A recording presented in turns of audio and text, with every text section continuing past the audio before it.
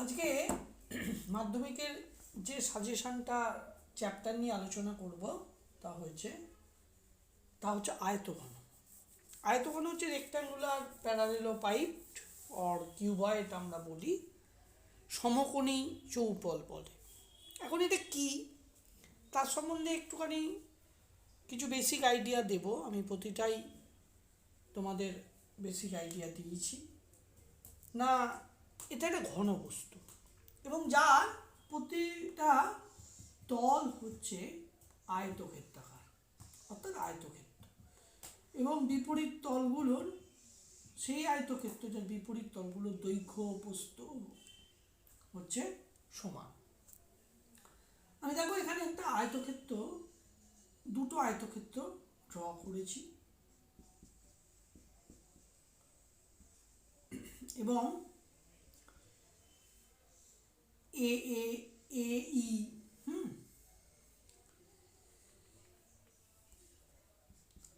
BF আর CG আর DH যুক্ত করেছি। তবে আমাদের সামনে একটা ঘনবস্তু সামনে এসে হাজির হয়েছে। বাস্তবিক এই ঘনবস্তু অর্থাৎ আয়তঘন, যার প্রত্যেকটা তল কীরকম না আয়তক্ষেত্র এবং বিপরীত তলগুলোর দৈর্ঘ্য প্রস্থ সমান, এবং তার সন্নিহিত তলগুলো পরস্পরের সঙ্গে কীরকম না লম্ব। সন্নিহিত তলগুলো পরস্পরের সঙ্গে লম্ব অর্থাৎ সমকোণে অবস্থান করে। এই সমকোণে অবস্থান করার জন্যেই এর আর একটা নাম হচ্ছে সমকোণী চৌপল।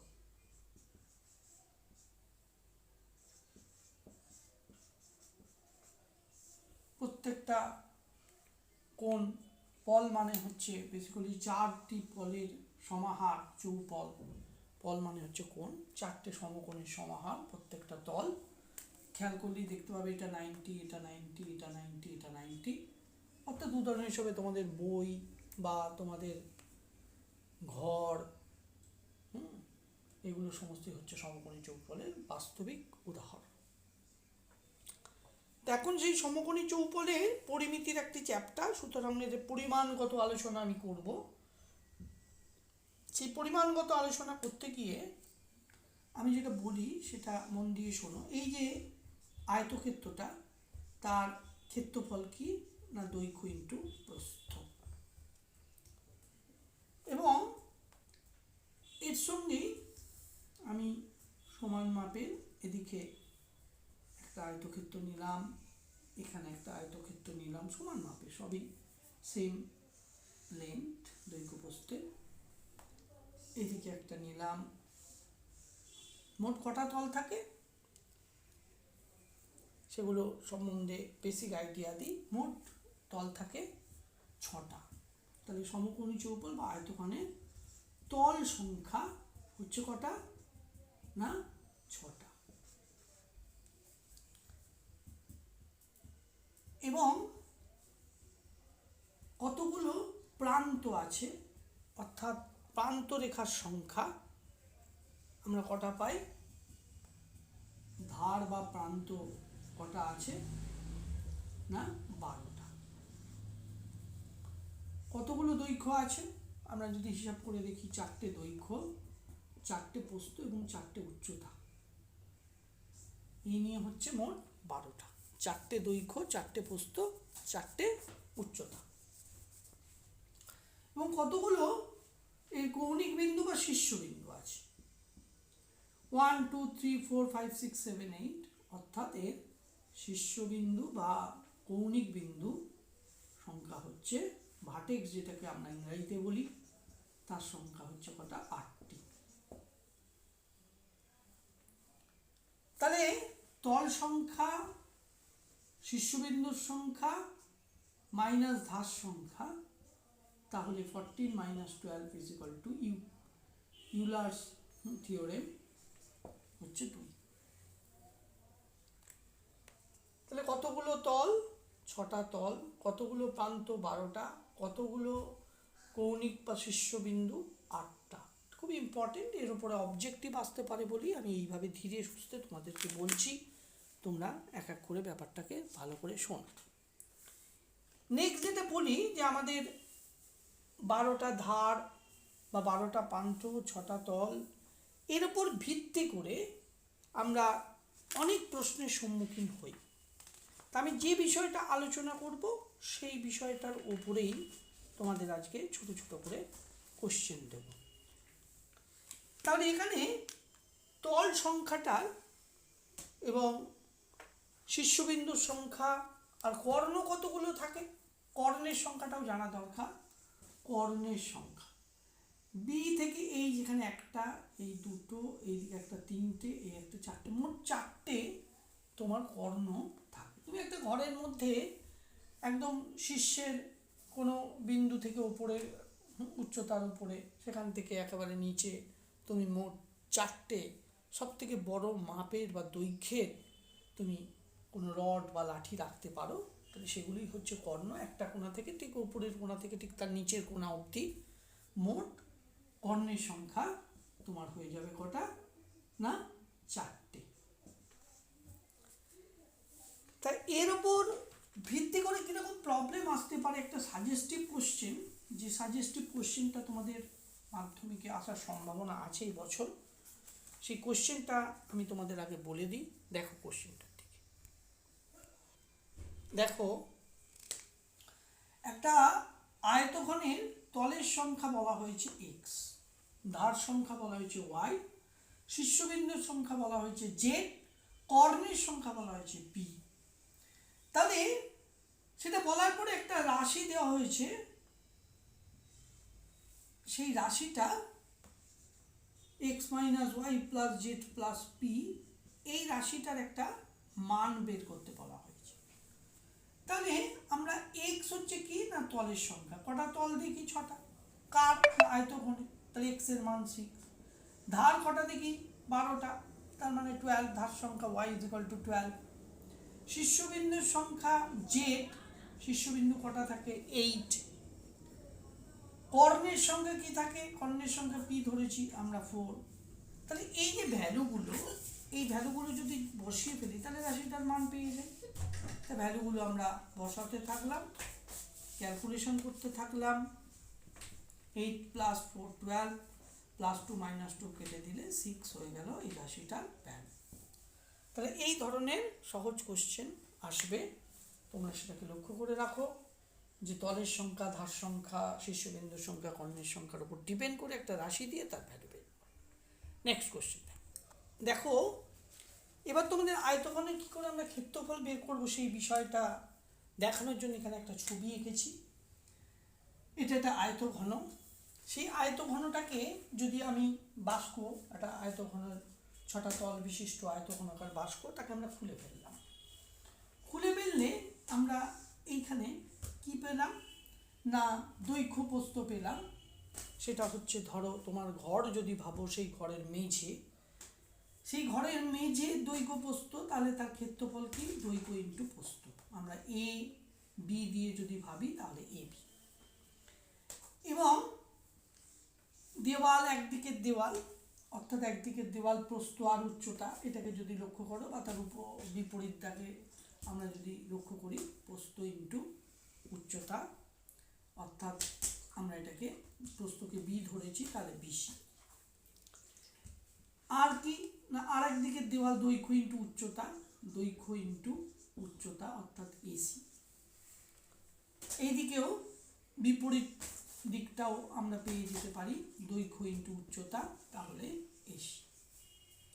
এই যে প্রস্থ উচ্চতা পেয়েছিলাম, এই প্রস্থ উচ্চতা বিপরীত দিকের তলটাও দেওয়ালটাও একই রকম, তাহলে প্রস্থ ইন্টু উচ্চতা, তাহলে এখানেও পেয়ে গেলাম বিসি। আর দৈর্ঘ্য প্রস্থর আর একটা, অর্থাৎ ছাদ, যেটা ঘরের মেঝে এবং ছাদের দৈর্ঘ্য প্রস্থ দুটো তলই একই, তাহলে সেখানে এবি পেলাম।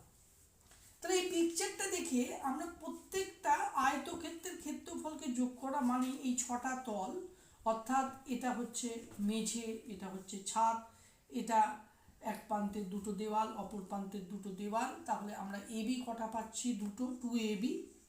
কটা আমরা বিসি পাচ্ছি, দুটো বিসি। কটা এসি পাচ্ছি, দুটো এসি।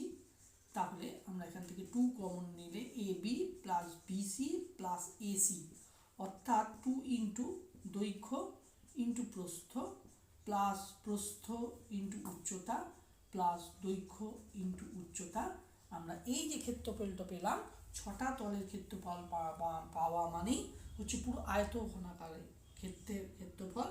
তাহলে আয়তঘনের ক্ষেত্রফল বা সমকোণী চৌফলের ক্ষেত্রফল আমরা পেয়ে গেলাম। এবং দৈর্ঘ্য প্রস্থের গুণফল মানেই দুটো দৈর্ঘ্যের গুণ মানেই বর্গ একক, সেটা মিটার দিয়ে যদি ইউনিট হতো বর্গ মিটার বা বর্গ সেন্টিমিটার। তাহলে খুব সহজেই আমরা আয়তঘনের ক্ষেত্রফলটা বের করে ফেলতে পারি। এবং কিভাবে বের করেছি সেটাকে একটু লক্ষ্য করে নেবে, তাহলেই তোমরা নিজেরাই ক্ষেত্রফলের যদি ফর্মুলা ভুলেও যাও সেটা বের করে নিতে পারবে। আয়তঘনের ক্ষেত্রফল হচ্ছে 2 ইন্টু দৈর্ঘ্য ইন্টু প্রস্থ, প্রস্থ ইন্টু উচ্চতা, দৈর্ঘ্য ইন্টু উচ্চতা, তাহলে AB plus BC plus AC বর্গ একক। এবার নেক্সট দেখো যে এদের আয়তন বের করব। আয়তন মানে কি না, কোনো ঘনবস্তু যতটা জায়গা জুড়ে থাকে, যতটা জায়গা মানে ভূমির দিকে যতটা জায়গা জুড়ে থাকে উচ্চতা। তাহলে আয়তঘনের ক্ষেত্রফলটা কিরকম হবে, আয়তঘনের ক্ষেত্রফলটা দেখো, এটা চেঞ্জ করে লিখি, ক্ষেত্রফল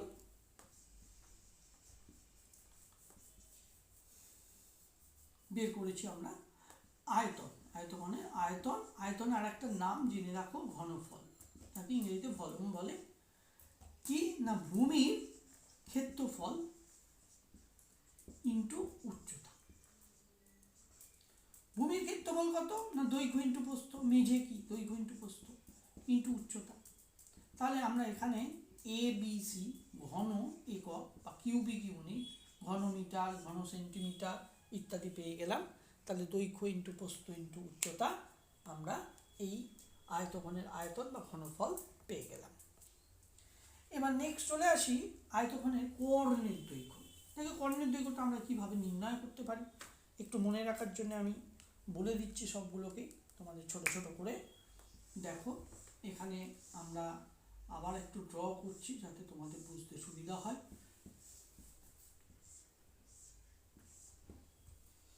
আমরা এখান থেকে এই বিপরীত দিকে কর্ণটা আঁকলাম, যেটা হচ্ছে আয়তঘনের কর্ণ।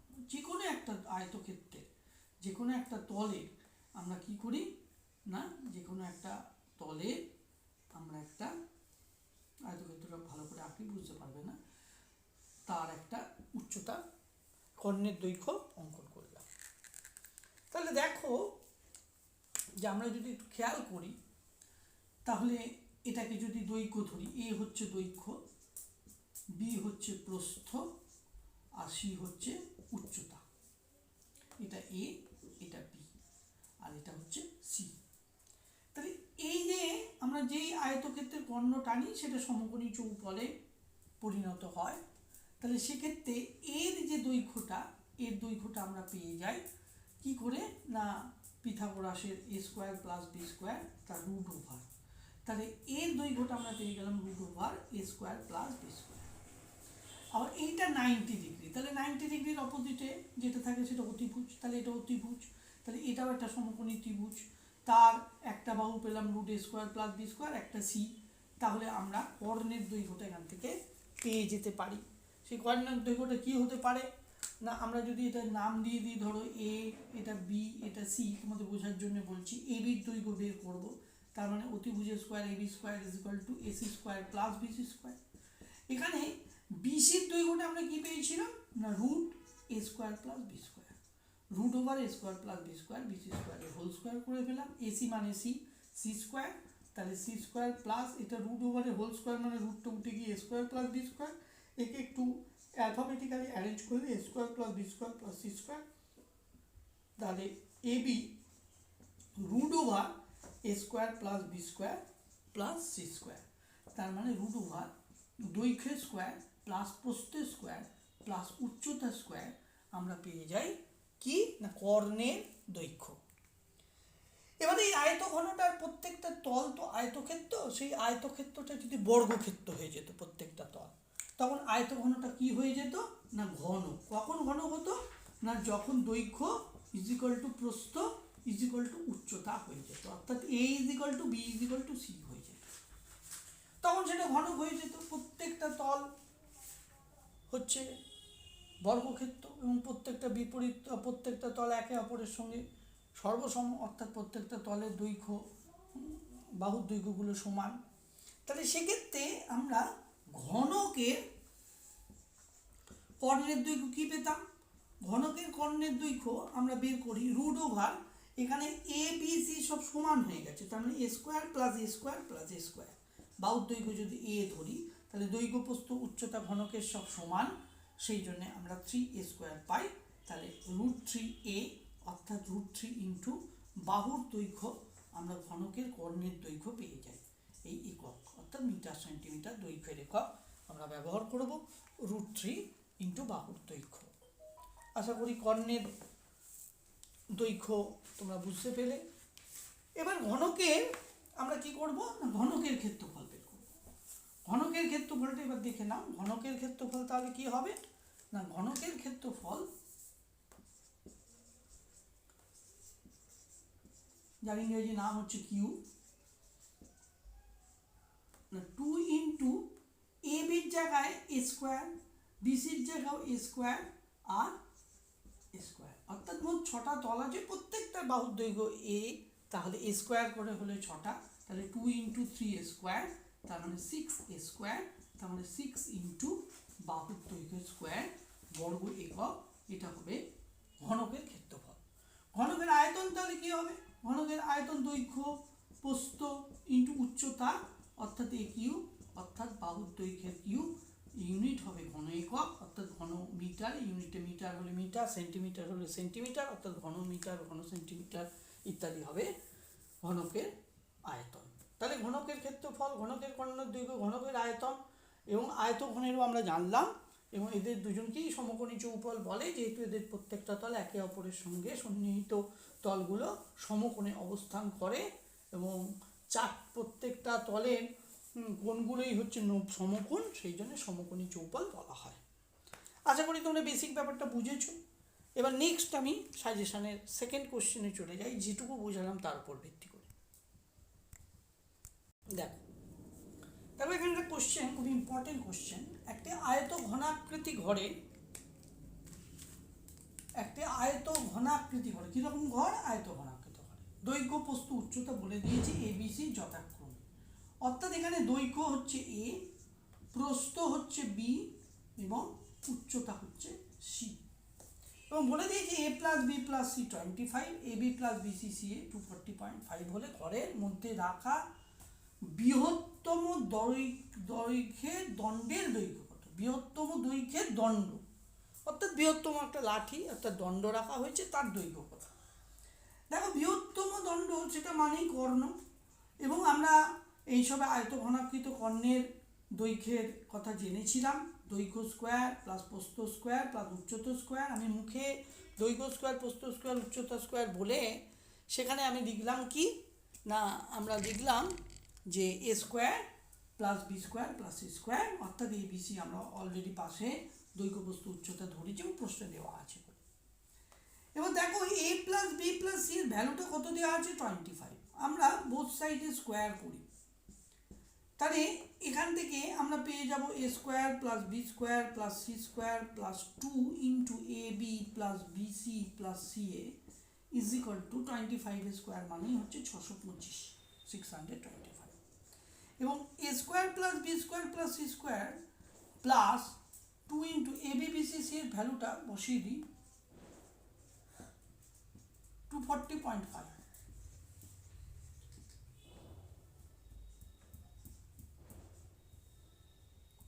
তাহলে এটাকে মাল্টিপ্লিকেশন করলে আমরা কত পাবো না 0.194,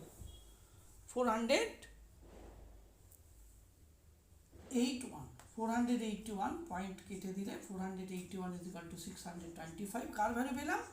এ square plus B square plus C স্কোয়ারের ভ্যালু পেলাম। এটাকে ওইদিকে পাঠিয়ে দিই, তাহলে কী হবে না A square plus B square plus C স্কোয়ারের ভ্যালু আমরা 625 মাইনাস 481 পেয়ে গেলাম। এটাকে যদি আমরা সাবস্ট্রাক্ট করি তবে 5 থেকে 1 4, 12 থেকে 8 4, ক্যারি 1 5 হলে 144। তাহলে A square plus B square plus C square 144 আমরা পেলাম। তো কর্ণের দৈর্ঘ্য আমরা বের করছিলাম এখানে √144 a square plus B square c স্কোয়ারের যে ভ্যালুটা আমরা এখানে পেয়েছিলাম জাস্ট এখানে বসিয়ে দিলাম, তাহলে পেয়ে গেলাম 12। তাহলে সব থেকে ঘরে বড় দৈর্ঘ্যের যেটা রাখা হয়েছে সেটা হচ্ছে দণ্ডের দৈর্ঘ্য অর্থাৎ কর্ণের দৈর্ঘ্য 12 একক। আশা করি তোমরা বুঝেছো, পরিষ্কার হয়েছে। আমি নেক্সট সাজেশনের প্রশ্নে চলে যাই। খুব ভালো প্রশ্ন। কোশ্চেনের দিকে, একটা ঘনকের সমগ্র তলের ক্ষেত্রফল এবং আয়তনের সাংখ্যমান সমান। একটা ঘনকের সমগ্র তলের ক্ষেত্রফল কত? a square. আয়তন কি না a কিউব। তাদের সাংখ্যমানটা সমান। এখান থেকে আমরা a কিউব এটাকে এদিকে পাঠিয়ে দিলে 6a স্কোয়ার, এদিকে 0 বসে থেকে আমরা ঘুরিয়ে দিলে আমরা বলতে পারি a cube minus 6a square, a cube minus 6a square equals 0। এখান থেকে আমরা a স্কোয়ার কমন নিলে আমরা পাবো কি a minus 6 is equal two 0। তার মানে দুটো রাশির গুণফল 0 মানে a square is equal two 0, যেটা অসম্ভব, যেটা হবে না। এর ভ্যালু কখনোই 0 হবে না, a নট ইকুয়াল টু 0। তাহলে a মাইনাস 6 ইকুয়াল 0, তাহলে আমরা বলতে পারবো a ইজ ইকুয়াল টু 6। তাহলে আমরা বাহুর দৈর্ঘ্য পেয়ে গেলাম। এটা কি না, এটা হচ্ছে ওই ঘনকের বাহুর দৈর্ঘ্য। ঘনকের বাহুর দৈর্ঘ্য a ধরে মনে করে আমরা তার সমগ্র তলের ক্ষেত্রফল আর আয়তনের সাংখ্যমান সমান থেকে এর ভ্যালু আমরা 6 পেয়ে গেলাম। এবার আমরা কর্ণের দৈর্ঘ্য বের করব। তাহলে কর্ণের দৈর্ঘ্য মানেই আমরা অলরেডি জেনে গেছিলাম √3a, তার মানে √3 ইন্টু 6, তার মানে আমরা পেয়ে গেলাম কত না 6√3, অর্থাৎ মূলদ সংখ্যাকে আগে অমূলদ সংখ্যাকে পরের দিকে প্রকাশ করতে হয়। এত এখানে ইউনিট কিছু দেওয়া নেই, সেই জন্য আমরা লিখব ইউনিটটা হচ্ছে একক। তাহলে আমরা খুব সহজে এরকম প্রশ্ন মাধ্যমিকে আসবে, সুতরাং খেয়াল রেখো, খুব সহজ এবং বুঝে পুরো সাংখ্যমান আর ক্ষেত্রফল আয়তনের সমানের উপর একটা শর্ত তৈরি করে এখান থেকে এর অর্থাৎ বাহুর দৈর্ঘ্য ভ্যালু বের করে এবার কর্ণের দৈর্ঘ্য সূত্রতে বসিয়ে দিলে আমাদের অঙ্ক হয়ে গেল। নেক্সট সাজেশন, কোশ্চেনের দিকে লক্ষ্য করো। যদি কোনো ঘনকের একটা তলের ক্ষেত্রফল অপর একটি ঘনকের একটা তলের ক্ষেত্রফলের 4 গুণ হয়, ভেরি ইম্পর্টেন্ট, তবে প্রথম ঘনকটির ঘনফল দ্বিতীয় ঘনকের ঘনফল মানে কি না, ঘনফল মানে আমি আরেকবার বলে দিয়েছিলাম আয়তন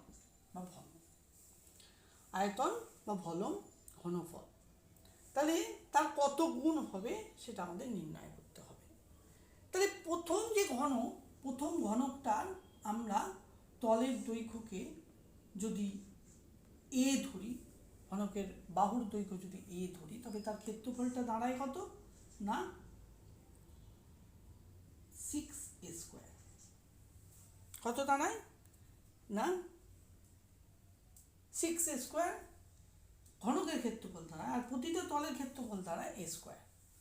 অপর একটা ঘনকের একটা তলের ক্ষেত্রফলের 4 গুণ। অপর একটা ঘনক আমরা দ্বিতীয় ঘনকের আমরা প্রতিটা তলের বাহুর দৈর্ঘ্য ধরে নিলাম b, তার মানে তার ক্ষেত্রফল কি হবে b স্কোয়ার। তাহলে এই সূত্রানুসারে আমরা কি বলবো না, প্রথম তলের ক্ষেত্রফল অপর একটি ঘনকের একটা তলের ক্ষেত্রফলের 4 গুণ।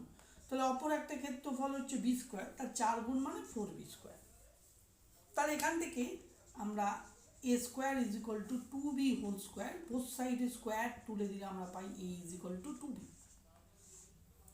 এবার তাদের আয়তনের অনুপাত করতে বলেছি। তাহলে প্রথমটার আয়তন হচ্ছে a কিউব, পরেরটার আয়তন হচ্ছে b কিউব।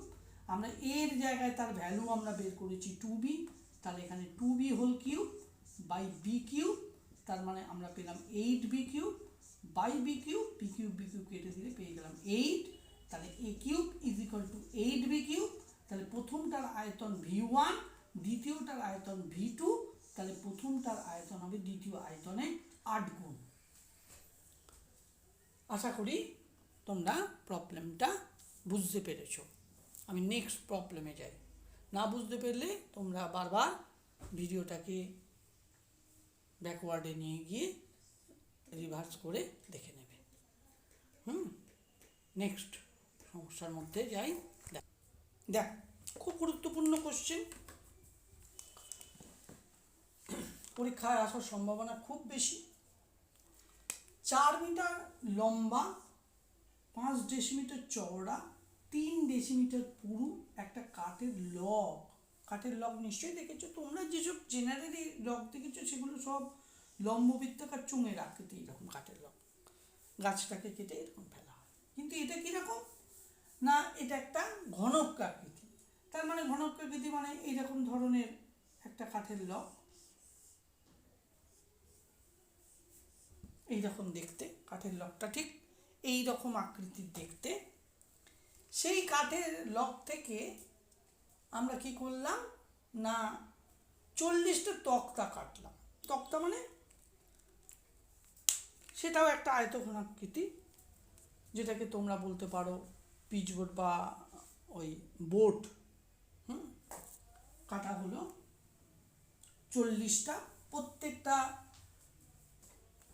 তক্তা লম্বা অর্থাৎ দৈর্ঘ্য দিয়ে দিয়েছে 2 মিটার, আর চওড়া অর্থাৎ প্রস্থ দিয়ে দিয়েছে 2 ডেসিমিটার। অঙ্কটার মধ্যে একটা এককের মার প্যাঁচ আছে, অর্থাৎ এককগুলো একটা মিটার, একটা ডেসিমিটার, একটা ডেসিমিটার, মিটার, ডেসিমিটার এইভাবে দেওয়া আছে।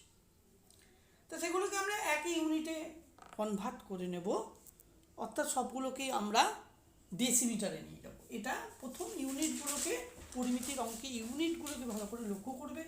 ইউনিট কিন্তু ভালো করে লক্ষ্য না করলে প্রবলেম করতে গেলে ক্যালকুলেশন মিলবে না, এবং পরীক্ষার হলে যদি ক্যালকুলেশন না মিলতে থাকে মাথা খারাপ হবে, তোমরা নিজেরাই জানো। সেই জন্য ইউনিটের দিকে লক্ষ্য করবে। 40টা তক্তা চেরাই করা হলো। চেরাইয়ের ফলে 2% কাঠ নষ্ট হয়েছে, কিন্তু এখন লগটিতে 108 ঘনডেসিমিটার কাঠ রয়ে গেছে। অর্থাৎ তোমার ওই 40টা তক্তা তৈরি হলো, 2% কাঠ নষ্ট হলো, হওয়ার পরেও 108 ঘনডেসিমিটার কাঠ রয়ে গেল। তার মানে পুরো লগটার আয়তনটা বেসিক্যালি ওই 40টা তক্তার যে আয়তন, যে 2% কাঠ নষ্ট হয়েছে, অর্থাৎ প্রাথমিক অবস্থায় যে লগটার কাঠের পরিমাণ তার 2% নষ্ট হয়েছে, মানে তত পরিমাণ সেই আয়তনটা, আর 108 ঘনডেসিমিটারটা সেটাই হচ্ছে টোটাল লগটার আয়তন। টোটাল লগটার আয়তন কত না, টোটাল লগটার আয়তন আমি এইভাবে দিচ্ছি, একটা ইকুয়ালস আগে থেকে দিয়েছি, শর্তানুসারে এখানেই লিখে ফেলেছি। টোটাল কাঠটার আয়তন, মিটারটাকে আমি ডেসিমিটারে নিয়ে যাব, তাহলে 40 × 5 × 3। এটা হচ্ছে টোটাল কাঠটার তোমার কি না আয়তন, অর্থাৎ এত ঘন ডেসিমিটার আয়তন। এবার 2% 40টা তক্তা মানে 40 × প্রত্যেকটা তক্তার আয়তন কত না 2 মিটার আছে।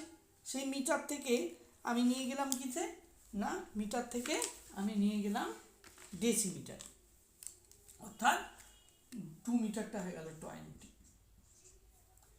তার উচ্চতা কত, দৈর্ঘ্য প্রস্থ কত 2 ডেসিমিটার, তাহলে 2। উচ্চতাটা আমাদের কতটা পুরু, প্রতিটি তক্তা কতটা পুরু, অর্থাৎ তক্তার উচ্চতাটা বের করতে হবে, সেটাকে ধরে নিলাম x বা h।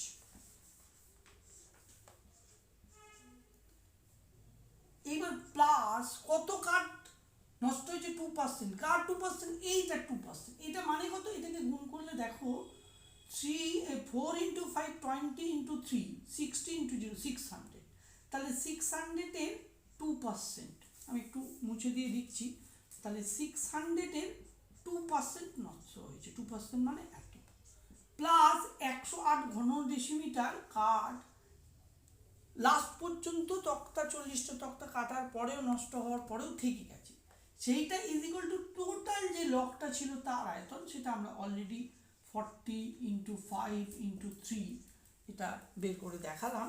600 হচ্ছে, আমরা ক্যালকুলেশনটা এই জায়গায় রেখে দিলাম। এবার এটাকে যদি আমরা ক্যালকুলেশন করি তাহলে এটা হয়ে যাবে 12 + 108 মানে 120, আর এটা 40 × 40 × h আমরা এখানে রেখে দিলাম, মানে মাল্টিপ্লিকেশনটা 600 করে ফেললাম, 120টাকে ওদিকে পাঠিয়ে, তাহলে 600 - 120, এই 40টাকে তলায় নিয়ে আসি বাই 40, পড়ে থাকলো আর একটা 40, তাহলে × 40, পড়ে থাকলো শুধু h, তাহলে h এর ভ্যালুটা আমরা বের করব, যেটা হচ্ছে পুরু। তাহলে 600 থেকে 120 মানে 480, এখানে 40 × 40, এই 0 0 কেটে দিলাম, 4 দিয়ে কাটলে 12। এটাকে যদি আমরা কাটাকুটি করি তাহলে 4 দিয়ে এটা 3, 4 দিয়ে এটা 10, তাহলে 3/10, তার মানে 0.3 কি না ডেসিমিটার। তাহলে পুরো কতটা না পুরো হচ্ছে 0.3 ডেসিমিটার। হ্যাঁ, এই ডেসিমিটারটাকে আমরা সেন্টিমিটারে নিয়ে যেতে পারি। ওই 0.3কে 10 দিয়ে মাল্টিপ্লিকেশন করলে আমরা 3 সেন্টিমিটার পুরো এটা বের করে ফেলতে পারলাম। তাহলে আশা করি প্রবলেমটা বুঝেছো। আর একবার বলে দিই, 4 মিটার লম্বা, 5 ডেসিমিটার চওড়া, 3 ডেসিমিটার পুরো একটা কাঠের লক থেকে 2 মিটার লম্বা, 2 ডেসিমিটার চওড়া 40টা তক্তা চেরাই করা হলো, যার প্রতিটা তক্তা কতটা পুরো, অর্থাৎ তক্তাগুলোর উচ্চতা আমাকে বের করতে হবে। চেরাইয়ের ফলে 2% কাঠ নষ্ট হয়েছে, কিন্তু এখন লকটিতে 108 ঘনমেশা কাঠ রয়ে গেছে। তার মানে আমার 40টা তক্তা, প্রত্যেকটা তক্তার আয়তন কী হবে, 2 মিটারটাকে আমরা ডেসিমিটার নিয়ে গেছি 20 × 2, আর আমরা কতটা পুরু বা উচ্চতা ছিল তক্তা সেটাই পুরু, এইচ ধরে নিয়েছি, দৈর্ঘ্য প্রস্থ ইন্টু উচ্চতা, সেটাই আমরা আয়তঘনের আয়তন জানি। 40টার আয়তন আমরা বের করে ফেললাম। 2% কাঠ নষ্ট হয়েছে চেরাইয়ের ফলে। কাঠ 2%, যে কাঠের লকটা ছিল স্যার সেই কাঠের লকটার আয়তন কত না 4 মিটার, মানে 40 ডেসিমিটার, 5 ডেসিমিটার ইন্টু 3 ডেসিমিটার, এটাকে মাল্টিপ্লিকেশন করলে 600 হয়, তার 2%, মানে 100 0 কেটে 6 × 12 12, আর এখানে 108, তাহলে 12 + 108 তাহলে 120 এত ঘন ডেসিমিটার যেটা থেকে গেছে, যেটা নষ্ট হয়েছে যোগফল, প্লাস 40টা কাঠ যে তক্তা চেরাই করা হয়েছে তাদের আয়তনের যোগফল হচ্ছে টোটাল কাঠের লকটার আয়তন। সেখান থেকে আমরা 120কে এদিকে পাঠিয়ে দিয়েছি -120, 40টাকে এদিকে পাঠিয়ে দিয়েছি, আবার 40 × এই যে 40টাকে পাঠিয়ে শুধু এইচ পড়ে আছে, এইচের ভ্যালু বের করে দেখেছি 0.3 ডেসিমিটার। তাকে আমরা পয়েন্টটাকে আমরা অগ্রাহ্য করার জন্যে বা অপশান যদি থাকে অপশানে দেওয়ার জন্যে 10 দিয়ে মাল্টিপ্লিকেশনে ডেসিমিটার বা সেন্টিমিটারে আমরা কনভার্ট করে নিয়েছি। তাহলে কতটা কাঠের তক্তাটা, প্রতিটা কাঠের তক্তা যেটা কাটা হয়েছিল তাদের প্রত্যেকটা কতটা চওড়া বা পুরু তা নির্ণয় করে ফেললাম। আশা করি কমপ্লিট হয়েছে। Next question. খুব গুরুত্বপূর্ণ প্রশ্ন, লক্ষ্য করো। 21 মিটার দীর্ঘ, 1.5 মিটার প্রশস্ত একটি আয়ত ঘনাকার চৌবাচ্চার অর্ধেক জলপূর্ণ আছে। অর্ধেক জলপূর্ণ আছে, ওই চৌবাচ্চায় আরও 630 লিটার জল ঢাললে জলের গভীরতা কতটা বৃদ্ধি পাবে। অঙ্কটা খুব সহজ। অঙ্কটার মারপ্যাঁচ কোথায় জানো, এখানে দেখো আমি একটা ব্লু কালারের অর্ধেকের তলায় দাগ দিচ্ছি। এই অর্ধেক জলপূর্ণ আছে, এটাকে তোমাকে পাজল করার জন্য দেওয়া হয়েছে। কীরকম পাজল করার জন্য দেওয়া হয়েছে, আমি আয়ত ঘনাকার চৌবাচ্চা আঁকছি না, তোমাদের একটা জিনিস বোঝানোর জন্যে, সহজে যাতে ছবিটা কমপ্লেক্সিটি না থাকে সেই জন্য আমি আয়তঘনের জায়গায় একটা চোঙের আকৃতি আঁকছি। ধরো চোঙটা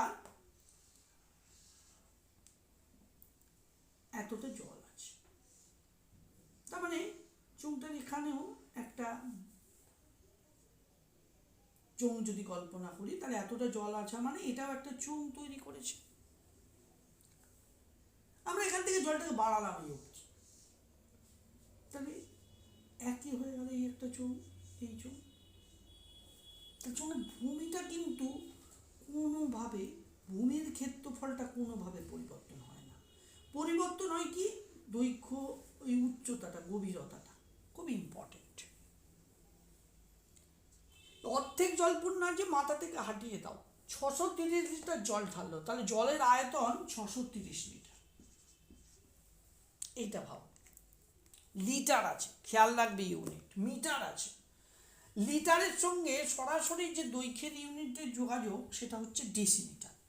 কীরকম না 1 ঘন ডেসিমিটার = 1 লিটার। তাহলে যখনই লিটার থাকবে তখন চেষ্টা করবে ইউনিটগুলোকে ডেসিমিটারে নিয়ে যাওয়া। তাহলে এগুলো সব মিটারে আছে। 21 মিটার তার মানে 210 ডেসিমিটার। 1.5 মিটার তাহলে 15 ডেসিমিটার। তাহলে আমরা 210 দৈর্ঘ্য পেলাম, 15 ডেসিমিটার প্রস্থ পেলাম। দৈর্ঘ্য প্রস্থের কিন্তু কোনো পরিবর্তন হবে না, অর্থাৎ দৈর্ঘ্য ইন্টু প্রস্থ, সেটাই হচ্ছে ভূমির ক্ষেত্রফল। সেটা আয়ত ঘনাকার চৌবাচ্চা হলে, তাহলে আয়ত ঘনাকার চৌবাচ্চার ভূমিটার কোনো পরিবর্তন হবে না। পরিবর্তন হবে কার?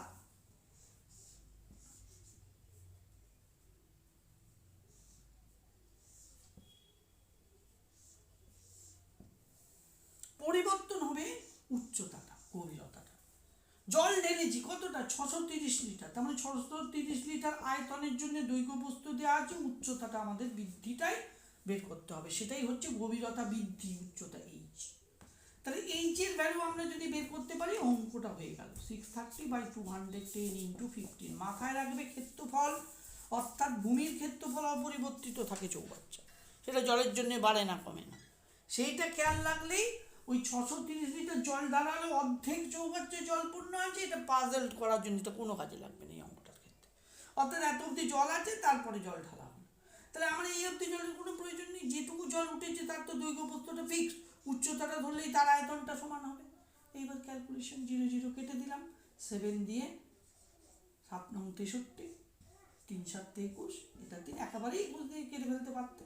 এটা 5, তাহলে আমাদের বেরিয়ে গেল কত? 15 কি 15 ডেসিমিটার। এটা থেকে আমরা মিটার নিয়ে যাব, সেন্টিমিটার নিয়ে যাব, গুণ করতে হবে।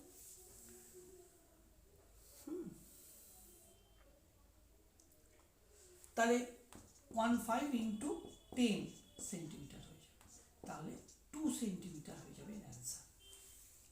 আশা করি তোমরা প্রবলেমটা বুঝেছো।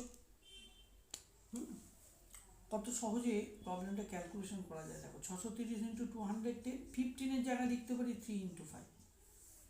তাহলে 3 দিয়ে 210 মানেই 630, কেটে দিলে 1/5 বেরিয়ে যায়। 1/5 মানে এটাকে যদি 2 দিয়ে করি, তাহলে 2/10 মানে 0.2 ডেসিমিটার, তার মানে 2 সেন্টিমিটার। তাহলে উচ্চতা কতটা হবে না? 2 সেন্টিমিটার বা 0.2 ডেসিমিটার। আশা করি তোমরা বুঝেছ। খুব গুরুত্বপূর্ণ, তোমাদের বইয়েরই প্রশ্ন, আমি বইয়ের থেকেই সমস্ত বলছি, কারণ বই থেকেই প্রশ্ন আসে মাধ্যমিকে, সংখ্যা চেঞ্জ করে একটু ভাষাটার পরিবর্তন হয়, কিন্তু বেসিক প্রবলেম একই। 3টি পরিবারের দৈনিক জলের চাহিদা 1200 লিটার। 3টি পরিবারের দৈনিক জলের চাহিদা কত না? 1200 লিটার, 1050 লিটার এবং 950 লিটার।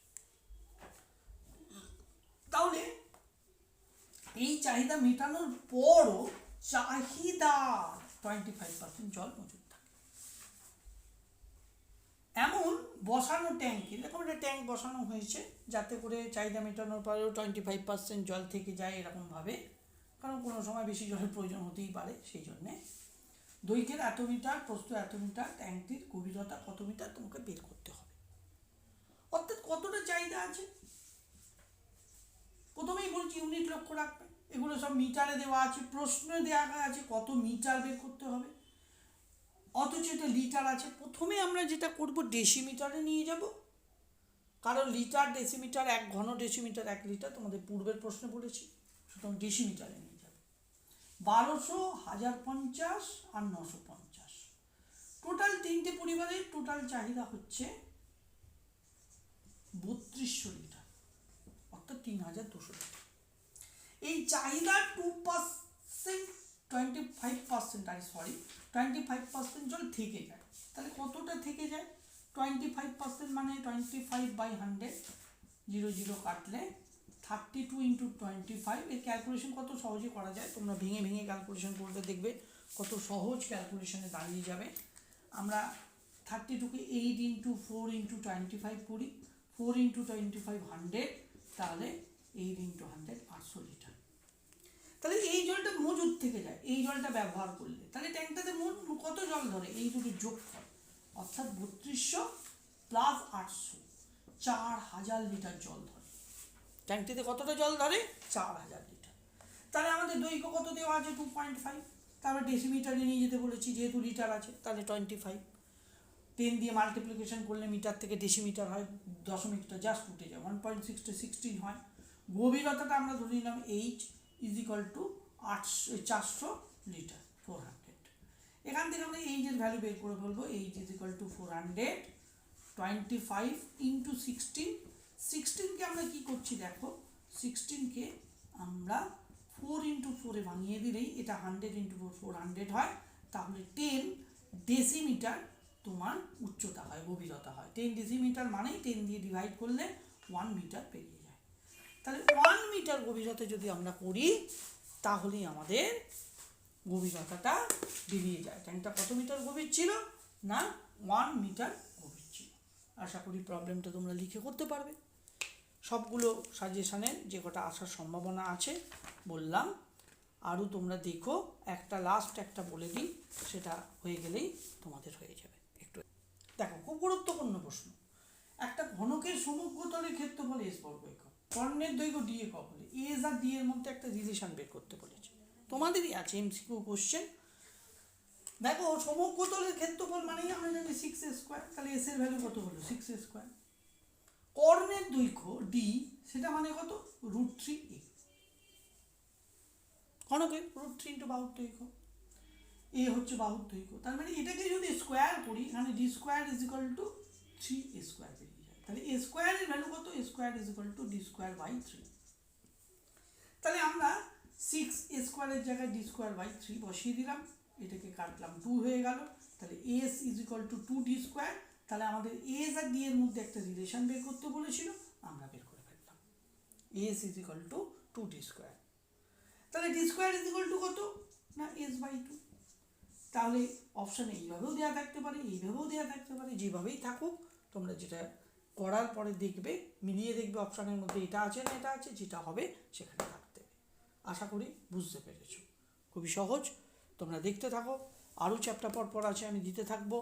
তোমরা লাইক করো, কমেন্ট করো, তোমাদের কোনো নিজস্ব প্রবলেম থাকলে দেখাও, এবং তোমাদের বন্ধুদেরকে শেয়ার করো, সাবস্ক্রাইব করো, যাতে আমি আরও তোমাদের জন্য এরকম ভিডিও তৈরি করতে পারি। ওকে, গুড বাই।